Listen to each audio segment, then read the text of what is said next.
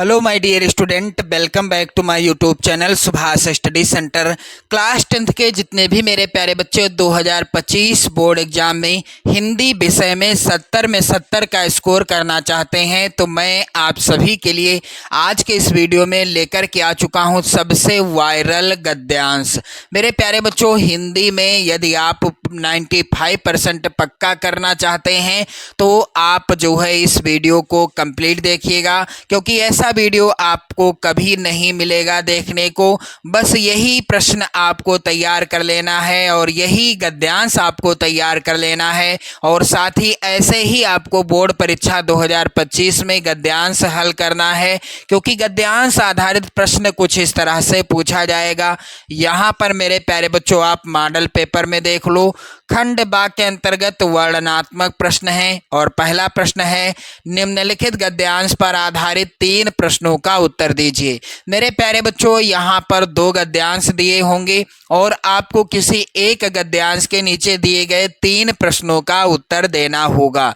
चाहे आप पहले गद्यांश के नीचे दिए गए 3 प्रश्नों का उत्तर करें या अथवा वाले गद्यांश के नीचे दिए गए 3 प्रश्नों का उत्तर करें, किसी एक गद्यांश के नीचे दिए गए 3 प्रश्नों का ही उत्तर करना है, जिसके लिए मेरे प्यारे बच्चों 6 अंक निर्धारित हैं, यानी 6 नंबर आपको मिलेंगे किसी एक गद्यांश के नीचे दिए गए 3 प्रश्नों का उत्तर करने पर। तो मेरे प्यारे बच्चों, कैसे आपको गद्यांश आधारित प्रश्नों को सॉल्व करना है ताकि आप अच्छा स्कोर कर सकें, ये 6 नंबर आपके पूरे पक्के हो जाएं।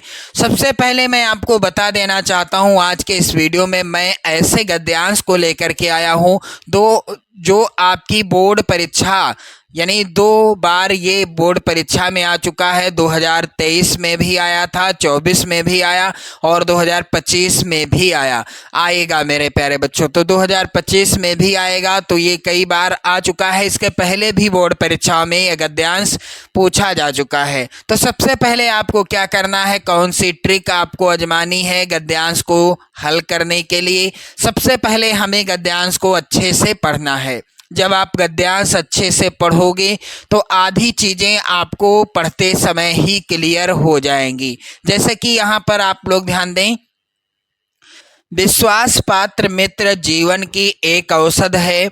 हमें अपने मित्रों से यह आशा रखनी चाहिए कि वह उत्तम संकल्पों में हमें दृढ़ करेंगे, दोषों और त्रुटियों से हमें बचाएंगे, हमारे सत्य, पवित्रता और मर्यादा के प्रेम को पुष्ट करेंगे। जब हम कुमार्ग पर पैर रखेंगे तब वह हमें सचेत करेंगे, जब हम हतोत्साहित होंगे तब वह हमें उत्साहित करेंगे। सारांश यह है कि वह हमें उत्तमता पूर्वक जीवन निर्वाह करने में हर तरह से सहायता देंगे।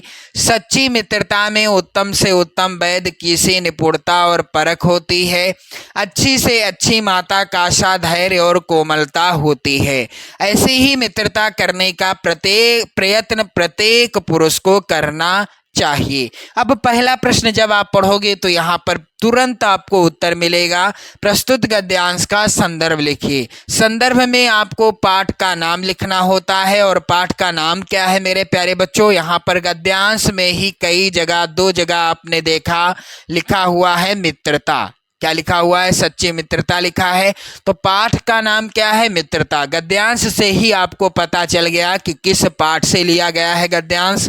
अब मित्रता पाठ के लेखक कौन हैं? आचार्य रामचंद्र शुक्ल जी। आचार्य रामचंद्र शुक्ल जी हैं मित्रता पाठ के लेखक।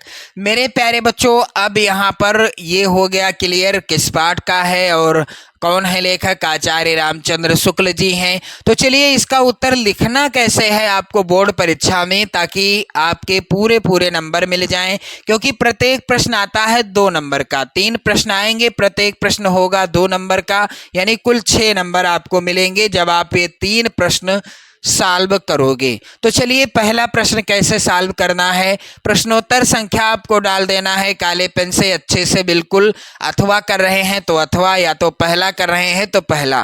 फिर आप गद्यांश के शुरुआत के शब्द क्या हैं? विश्वास पात्र मित्र जीवन की, और अंतिम के शब्द क्या है गद्यांश के? पुरुष को करना चाहिए। तो यहाँ पर इस तरह से विश्वास पात्र मित्र काले पेन से हेडिंग डालिएगा, फिर डॉट डॉट करने के बाद लास्ट में पुरुष को करना चाहिए। जिस गद्यांश को हल कर रहे हैं उसके शुरुआत के और लास्ट के शब्दों को जरूर लिख दीजिएगा।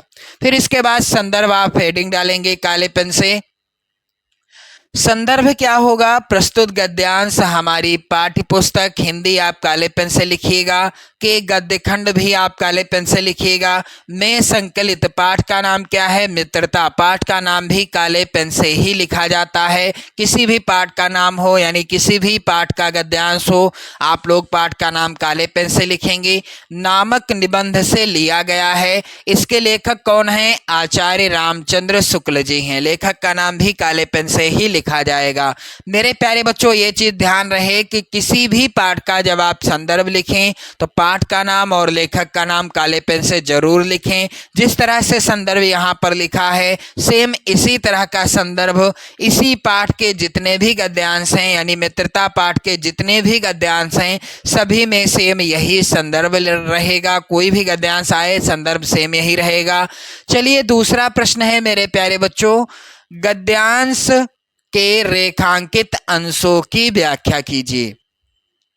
तो गद्यांश का रेखांकित अंश क्या है? आप लोग यहाँ पर ध्यान दें। विश्वास पात्र मित्र जीवन की एक औषध है। हमें अपने मित्रों से यह आशा रखनी चाहिए कि वह उत्तम संकल्पों में हमें दृढ़ करेंगे, दोषों और त्रुटियों से हमें बचाएंगे, हमारे सत्य और पवित्रता तथा मर्यादा यानी और मर्यादा के प्रेम को पुष्ट करेंगे। जब हम कुमार्ग पर पैर रखेंगे तब वह हमें सचेत करेंगे, जब हम हतोत्साहित होंगे तब वह हमें उत्साहित करेंगे। यहाँ तक है रेखांकित अंश। और इसके बाद यहाँ से है सच्ची मित्रता में उत्तम से उत्तम वैद्य की सी निपुणता और परख होती है, अच्छी से अच्छी माता का सा धैर्य और कोमलता होती है। ऐसे ही मित्रता करने का प्रयत्न प्रत्येक पुरुष को करना चाहिए। तो ये है रेखांकित अंश। अब इसको थोड़ा सा विस्तार से लिख देना है, आप बनाकर भी लिख सकते हैं। जैसे कि रेखांकित अंश की व्याख्या आप काले पेन से हेडिंग डाल दीजिएगा और हेडिंग डालने के बाद लिख देना आप लोग आचार्य रामचंद्र शुक्ल जी कहते हैं। क्या हो जाएगी व्याख्या? आचार्य रामचंद्र शुक्ल जी कहते हैं जिस प्रकार अच्छी औषधि आपके शरीर को अनेक बीमारियों यानी अनेक प्रकार के रोगों से बचाकर स्वस्थ बना देती है, उसी प्रकार विश्वसनीय मित्र अनेक बुराइयों से बचाकर हमारे जीवन को उन्नत तथा सुदृढ़ बनाता है। हमारा मित्र ऐसा होना चाहिए जिस पर हमें यह विश्वास हो कि वह हमें सदा उत्तम कार्यों में लगाएगा, हमारे मन में ऐसे यानी हमारे मन में अच्छे विचारों को उत्पन्न करेगा, बुराइयों और गलतियों से हमें बचाता रहेगा, हमें सत्य और मर्यादा के प्रति प्रेम को विकसित करेगा, उनमें किसी तरह की कमी नहीं आने देगा। यदि हम बुरे मार्ग पर चलेंगे तो वह हमें उससे हटाकर सन्मार्ग पर चलने की प्रेरणा देगा, और जब कभी हमें उद्देश्यों के प्रति निराशा उत्पन्न होगी तो वह आशा का संचार करेगा और अच्छे कार्यों के प्रति हमारा उत्साह बढ़ाएगा। शुक्ल जी कहते हैं कि जिस तरह कुशल वैद्य नाड़ी देखकर तत्काल रोग का पता लगा लेता है, इसी प्रकार यानी उसी प्रकार सच्चा मित्र भी हमारे गुणों और दोषों को परख लेता है।